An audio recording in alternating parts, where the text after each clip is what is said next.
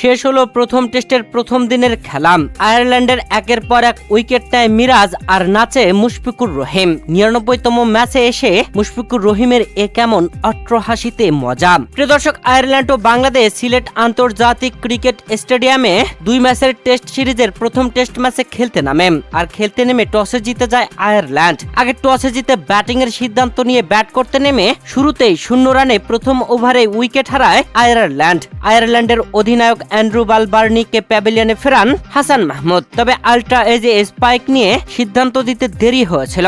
তবে TV umpire আউটের সিদ্ধান্ত দেন। দুঃখ ভারাক্রান্ত মন নিয়ে আয়ারল্যান্ডের অধিনায়ক ফেরেন প্যাভিলিয়নে। তবে অনডাউনে ব্যাটিং আসা ক্যাট কারমাইকেল পল স্টার্লিং এর সাথে দারুণ জুটি করেন। এরপরের উইকেট পরে ৯৬ রানের মাথায় দ্বিতীয় উইকেট হিসেবে আউট হন আরেক ওপেনার পল স্টার্লিং। ৬০ রানের দারুণ ইনিংস খেলেছিলেন তিনি। তবে অনডাউনে ব্যাটিং আসা ক্যাট কারমাইকেল দারুণ একটা ইনিংস খেলছিলেন, আয়ারল্যান্ডকে এগিয়ে নিচ্ছিলেন। চতুর্থ ব্যাটসম্যান হিসেবে আসা হ্যারি ট্যাক্টরকে প্যাভিলিয়নে পাঠিয়ে দেন মেহেদী হাসান মিরাজ। জোরালো আবেদন ছিল, তবে আম্পায়ার সাড়া দেননি। এরপরে ৩ অধিনায়ক পরামর্শ করে নেন রিভিউ।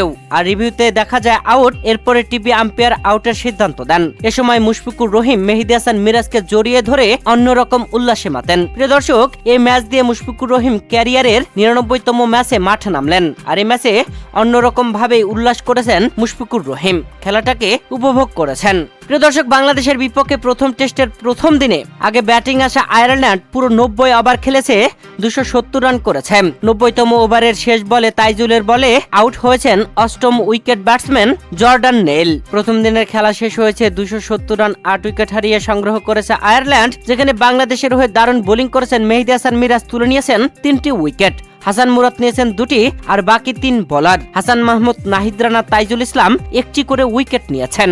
আয়ারল্যান্ডের হয়ে দলীয় সর্বোচ্চ রান করেছেন পল স্টার্লিং, ৬০ রান। এছাড়া ওয়ানডাউনে ব্যাটিং আসা ক্যাট কারমাইকেল ৫৯ রান করেছিলেন ১২৯ বলে। মাঝে কার্টিস ক্যাম্পার করেন ৪৪ রান, রনকান ট্রাকার করেন ৪১ রান। দিনের শেষ দিকে সে জর্ডান নেইল ও ব্যারি ম্যাককার্থি দারুণ জুটি করেছিলেন। তবে ৯০তম ওভারের শেষ বলে আউট হয়ে প্যাভিলিয়নে ফেরেন জর্ডান নেইল ৩০ রান করেন। প্রিয় দর্শক, আগামীকাল সকাল ৯:৩০টায় দ্বিতীয় দিনের খেলা শুরু হবে। ব্যাটিং আসবেন আজ অপরাজিত ব্যাটিংয়ে থাকা ব্যারি ম্যাককার্থি ও ম্যাথু হামফ্রেস।